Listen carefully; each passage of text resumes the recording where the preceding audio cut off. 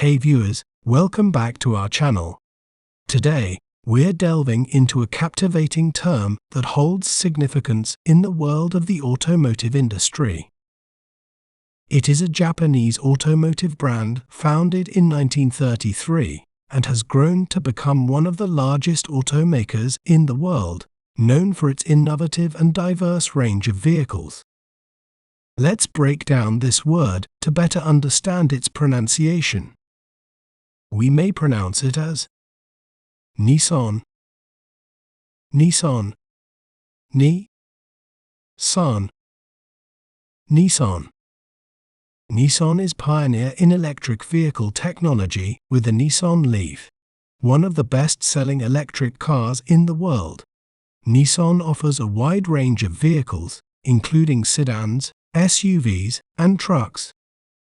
Isn't it fascinating how breaking down a word can make it clearer? If you enjoyed learning about Nissan, be sure to subscribe to our channel for more educational content. Thanks for watching. Remember, knowledge is power. See you next time.